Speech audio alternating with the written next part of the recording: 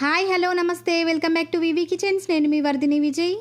ఈరోజు మన కిచెన్లో సింపుల్ అండ్ ఈజీగా ప్రిపేర్ చేసుకునే వెజిటేబుల్ పుదీనా రైస్ని ఎలా ప్రిపేర్ చేయాలో ఈ వీడియోలో చూసేద్దామండి. ఈ పుదీనా రైస్ని మనం రెగ్యులర్గా కాకుండా కాస్త కొత్తగా డిఫరెంట్గా ప్రిపేర్ చేసేద్దామండి. ఈ వెజిటేబుల్ పుదీనా రైస్ని కనుక ఒక్కసారి తిన్నారంటే ఇంకా కావాలనిపించేంతలాగా దీని టేస్ట్ అనేది ఉంటుందండి. క్విక్ లంచ్ బాక్స్ రెసిపీగా లేదా ఏదైనా రైస్ ఇంట్లో మిగిలినప్పుడు ఆ రైస్తో కూడా ఈ పుదీనా రైస్ని ప్రిపేర్ చేసుకోవచ్చండి. అలా కాకుండా ఇంట్లో ఎలాంటి వెజిటేబుల్స్ అవైలబుల్గా లేనప్పుడు కూడా ఈ వెజిటేబుల్ పుదీనా రైస్ని కనుక ప్రిపేర్ చేశారంటే మీ ఇంట్లో వాళ్ళందరికీ కూడా చాలా బాగా నచ్చుతుంది. ఈ పుదీనా రైస్ని ప్రిపేర్ చేయడానికి మరీ ఎక్కువగా టైం కూడా పట్టదండి. చాలా తక్కువ టైంలో చాలా సింపుల్గా ఈ పుదీనా రైస్ని ఈజీగా ప్రిపేర్ చేసుకోవచ్చు. ఇంట్లో ఉన్న కొన్ని ఇంగ్రీడియంట్స్ తోటే ఈ పుదీనా రైస్ని ప్రిపేర్ చేయడం అనేది కంప్లీట్ అవుతుందండి.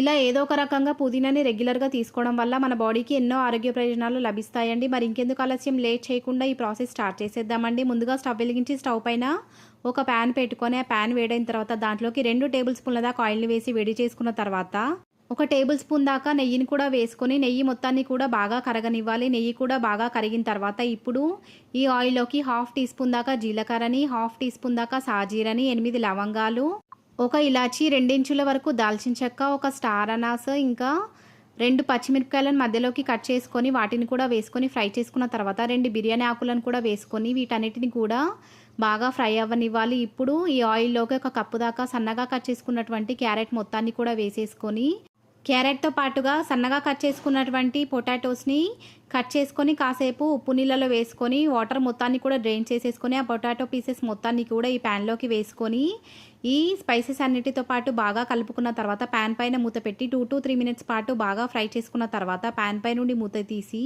1/2 టీ స్పూన్ దాకా అల్లం వెల్లుల్లి పేస్ట్ని వేసి పచ్చివాసన పోయేంత వరకు బాగా ఫ్రై చేసుకున్న తర్వాత 1/4 టీ స్పూన్ దాకా పసుపును కూడా వేసి పసుపు మొత్తాన్ని కూడా ఈ వెజిటేబుల్స్ అన్నిటితో పాటు బాగా కలిసేలాగా ఒకసారి కలుపుకున్న తర్వాత రుచికి తగినంత ఉప్పు మొత్తాన్ని కూడా వేసేయాలండి.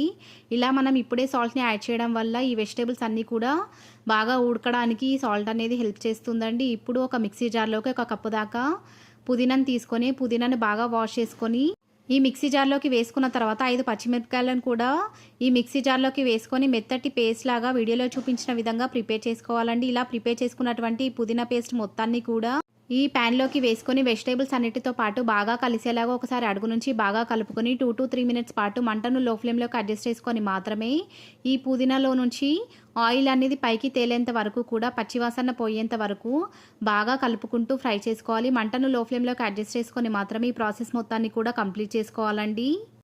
3 minutes తర్వాత ఇప్పుడు ఈ ప్యాన్లో నుంచి ఆయిల్ అనేది సపరేట్ అవ్వడం స్టార్ట్ అవుతుందండి. ఇలాంటి టైంలో ఉడికించుకున్నటువంటి రైస్ మొత్తాన్ని కూడా వేసేసుకోవాలి. నేనైతే ఈ పుదీనా రైస్ని ప్రిపేర్ చేయడం కోసం 1 కప్పు దాకా రైస్ని తీసుకుంటున్నానండి. ఆ రైస్ క్వాంటిటీ వచ్చి 250 grams వరకు ఉంటుంది.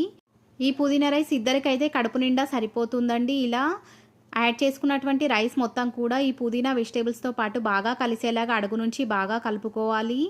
ఈ పుదీనా వెజిటేబుల్స్ మొత్తం కూడా ఈ రైస్తో పాటు బాగా కలిసిన తర్వాత మంటను లో ఫ్లేమ్లోకి అడ్జస్ట్ చేసుకొని 1 to 2 minutes పాటు ఈ పుదీనా రైస్ని బాగా ఫ్రై చేసుకోవాలండి. ఇలా చేసినట్లయితే మనం వేసుకున్నటువంటి పుదీనా ఫ్లేవర్ మొత్తం కూడా రైస్తో పాటు బాగా కలిసిపోయి రైస్ టేస్ట్ ఇంకా అరోమా చాలా బాగా ప్రిపేర్ అవుతుందండి. ఇలా ఈ రైస్ని ప్రిపేర్ చేసుకున్న తర్వాత మీకు కావాల్సినట్టుగా పెరుగుతో కానీ లేదా ఏదైనా సలాడ్తో కానీ లాగించేయొచ్చండి. ఇలా ప్రిపేర్ చేసుకున్నటువంటి ఈ పుదీనా రైస్ని రెగ్యులర్గా కనుక పిల్లలకి ఇచ్చారంటే వాళ్ళకు కూడా చాలా బాగా నచ్చుతుందండి. మరికొన్ని క్విక్ లంచ్ బాక్స్ రెసిపీస్ కూడా మన ఛానల్లో అవైలబుల్గా ఉన్నాయండి. లింక్ డిస్క్రిప్షన్లో ఇస్తాను. మీకు కావాల్సినట్టయితే ఒకసారి చెక్ చేసేయండి. ఈ రెసిపీ కనుక మీకు నచ్చినట్లయితే లైక్ చేయండి, షేర్ చేయండి, మన ఛానల్ని సబ్స్క్రైబ్ చేయడం మాత్రం మర్చిపోకండి. Thanks for watching.